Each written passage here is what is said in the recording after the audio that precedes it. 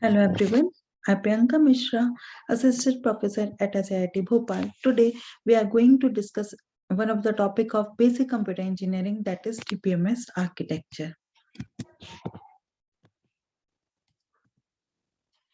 As we all know that the design of a DBMS depends on its architecture. It can be centralized or decentralized or hierarchical. The architecture of the database management system can be seen as either single tier or multi-tier.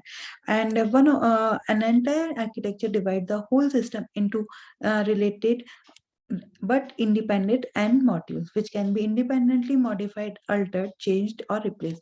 So database architecture, or we can say that database management system architecture is basically of three tiers: one tier architecture, two tier architecture, and three tier architecture. In one tier architecture, the database is only the entity where the user directly sits on the DBMS and uses it. Any changes done here will be directly done on the DBMS itself. It does not provide handy tools for end user.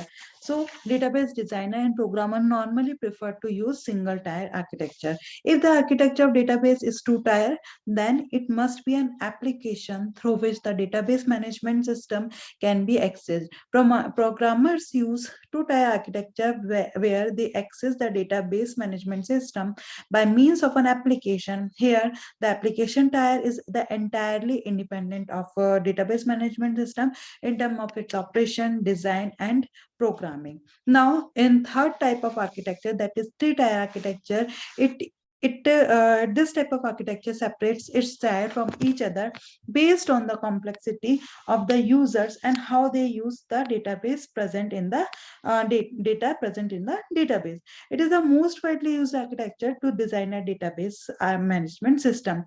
So basically, a three-tier architecture consists of presentation tier, application tier, and the third one is your database tier.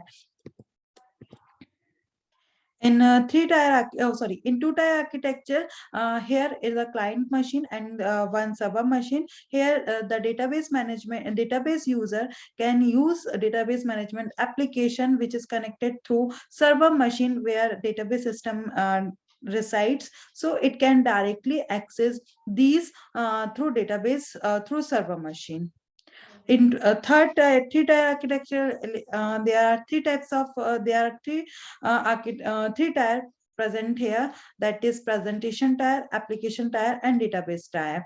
In three tier architecture, one layer is present between the client and machine, and one is present between server machine and client machine. In this architecture, the client application does not communicate directly to the server machine or database system present at the server machine. Rather, the client application communicates with the server application, and server application internally communicates with the database system present in that server.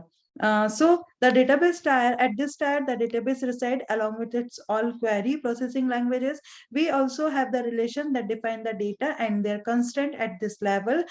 In middle tier, or we can say then in application tier, at this tier resides the application server and the programs that access the database.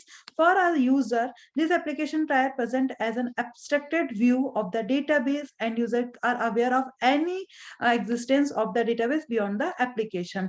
Hence, the application layer sits in the middle and act as a mediator between the end user and the database. Now, the third tier, that is your presentation tier, or we can say that user tier. Here, end user operates on this tier, and all we know that they know nothing about any existence of the database beyond this layer. At this layer, multiple views of the database can be provided by the application. Thank you. This is all about the database management architecture. In next chapter, we will discuss about the data independence of DBMS.